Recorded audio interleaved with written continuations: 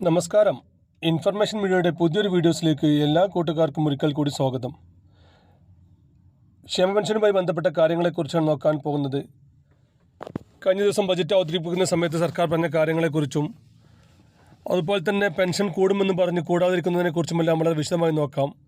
അതിനുമുമ്പ് ഇൻഫർമേഷൻ മീഡിയയുടെ വീഡിയോസ് നിങ്ങൾ ആദ്യമായിട്ടാണ് കാണുന്നതെങ്കിൽ ചാനൽ സബ്സ്ക്രൈബ് ചെയ്യാൻ മറക്കരുത്.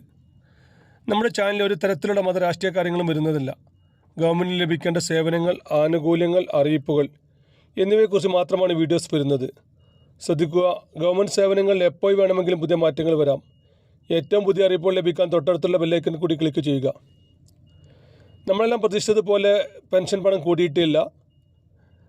സർക്കാരിൽ നിന്നും ആദ്യം അറിഞ്ഞിരുന്നത് 100-150 രൂപ കൂടുമെന്നായിരുന്നു. പക്ഷേ കടുത്ത സാമ്പത്തിക പ്രതിസന്ധി മൂലം തന്നെ പെൻഷൻ പണം കൂടിയിട്ടില്ല. പഞ്ചായത്ത് ഇലക്ഷൻ നടത്തുന്നതിനാലും അടുത്ത വർഷത്തിൽ ലോക്സഭാ ഇലക്ഷനും മറ്റെല്ലാം നടക്കുന്നതിനാൽ തന്നെ പെൻഷൻ കൂടുമെന്ന് നമ്മൾ കഴിഞ്ഞ വീഡിയോസിലെല്ലാം പറഞ്ഞതുകൊണ്ട് തന്നെ അങ്ങനെ അറിയിപ്പ് ഇതുവരെ ഉണ്ടായിട്ടില്ല എന്നാണ് ഇപ്പോൾ അറിയാൻ സാധിക്കുന്നത്. പക്ഷേ സർക്കാർ പറഞ്ഞൊരു കാര്യമുണ്ട്, കുടിശ്ശിക പെൻഷൻ ഈ വർഷം തന്നെ കൊടുത്തു തീർക്കുമെന്നുള്ളത്. ഇപ്പോൾ ഏകദേശം 4 മാസത്തെ കുടിശ്ശികയാണ് ഇപ്പോൾ കൊടുക്കാനുള്ളത്. അത് 2 മാസത്തെ കുടിശ്ശിക ഈ മാസം അവസാനത്തോടെ തന്നെ കൊടുക്കുമെന്നാണ് ഇപ്പോൾ അറിയാൻ സാധിക്കുന്നത്. അതുപോലെ തന്നെ ബജറ്റിൽ ധനമന്ത്രി പ്രഖ്യാപിച്ച വേറൊരു കാര്യം കൂടിയുണ്ട്. പെൻഷൻ വാങ്ങുന്ന മുഴുവൻ ആളുടെയും പേരിൽ അന്വേഷണം വരികയും ഓഡിറ്റ് നടത്തപ്പെടുകയും ചെയ്യും. അതിനുശേഷം ആരെല്ലാം പുറത്താകുമെന്ന് അറിഞ്ഞ ശേഷം മാത്രമാണ് അവർക്ക് പെൻഷൻ ലഭിക്കുകയുള്ളൂ.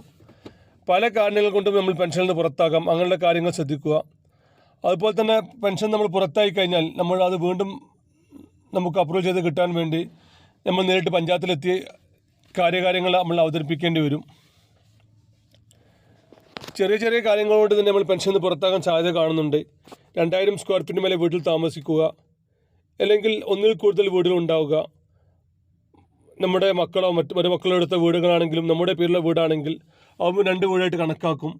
അങ്ങനെ 1 കൂടുതൽ വീടുകൾ ഉണ്ടാവുക, വീട്ടിൽ 4 ചക്ര വാഹനം ഉണ്ടാകുക, AC മറ്റ് ആധുനിക സൗകര്യങ്ങളും ഉണ്ടാവുക. അങ്ങനെ പല കാരണങ്ങൾ കൊണ്ടും ചെറിയ കാരണങ്ങൾ കൊണ്ടും പെൻഷൻ മുടങ്ങും. അതുപോലെ തന്നെ മറ്റൊരു പ്രധാനപ്പെട്ട കാര്യമാണ് ഒരേ ഏക്കറിന് മേലെ ഭൂമിയുള്ളവർക്ക് പെൻഷൻ അർഹതയില്ല എന്നുള്ളത്.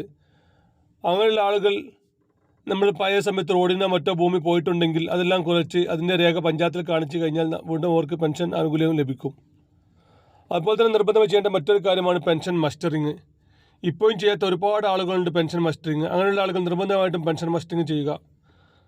അതുപോലെ തന്നെ നമ്മൾ കഴിഞ്ഞ വീഡിയോസിലെല്ലാം പറഞ്ഞ കാര്യമായിരുന്നു 60 വയസ്സ് തികയാത്ത വിധവാ പെൻഷൻ വാങ്ങുന്ന ആളുകളുണ്ടെങ്കിൽ അവർ നിർബന്ധമായും ചെയ്യേണ്ട സർട്ടിഫിക്കറ്റിനെ കുറിച്ച്. അതിൽ പല കമ്പനികളും വന്നിട്ടുണ്ടായിരുന്നു, എനിക്ക് 62 വയസ്സായി 63 വയസ്സായി ഞാൻ ഇനി രേഖകൾ സമർപ്പിക്കണമെന്നുള്ളത്. നമ്മളന്ന് പെൻഷൻ അപ്രൂവൽ ചെയ്യാൻ വേണ്ടി കൊടുത്ത നമ്മുടെ ആധാർ കാർഡിൽ എത്ര വയസ്സാണെന്ന് ഉറപ്പ് വരുത്തുക. അത് 60 വയസ്സായിട്ടുണ്ടെങ്കിൽ നമ്മൾ കൂടുതൽ പേപ്പർ കൊടുക്കേണ്ട ആവശ്യമില്ല. ആധാർ കാർഡിൽ 60 വയസ്സായിട്ടില്ല, 58-59 വയസ്സായിട്ടുള്ളെങ്കിൽ നമ്മൾ നിർബന്ധമായും ആ ഒരു സർട്ടിഫിക്കറ്റ് കൂടി നമ്മൾ നൽകേണ്ടി വരും. എങ്കിൽ മാത്രമാണ് അവർക്ക് തുടർന്ന് പെൻഷൻ ലഭിക്കുകയുള്ളൂ. അനധികൃതമായി പെൻഷൻ കൈപ്പറ്റുന്നവർ ശ്രദ്ധിക്കുക. അവർ പെൻഷൻ വാങ്ങിയ തുകയും അതുപോലെ തന്നെ 18% പലിശയോട് കൂടി തന്നെ സർക്കാർ തിരിച്ചുപിടിക്കുമെന്ന് അറിയിച്ചിട്ടുണ്ട്. ഏതായാലും വരും ദിവസങ്ങളിൽ തന്നെ ഈ ഒരു കുടിശ്ശിക പെൻഷൻ എന്ന് ലഭിക്കും, എപ്പോൾ ലഭിക്കും എന്നതിനെക്കുറിച്ചെല്ലാം വളരെ വിശദമായി അറിയാം. വീഡിയോ ഇഷ്ടപ്പെടുന്നു കരുതുന്നു. ഇതുപോലെ തന്നെ ഇൻഫോർമേറ്റീവ് വീഡിയോ ലഭിക്കാൻ ചാനൽ സബ്സ്ക്രൈബ് ചെയ്യുക, മറ്റു കൂട്ടുകാർക്ക് ഷെയർ ചെയ്ത് കൊടുക്കുക. ഇനി നമുക്കൊരു പുതിയ വീഡിയോസുമായി കാണാം. അതുവരേക്കും എല്ലാ കൂട്ടുകാർക്കും നന്ദി, നമസ്കാരം.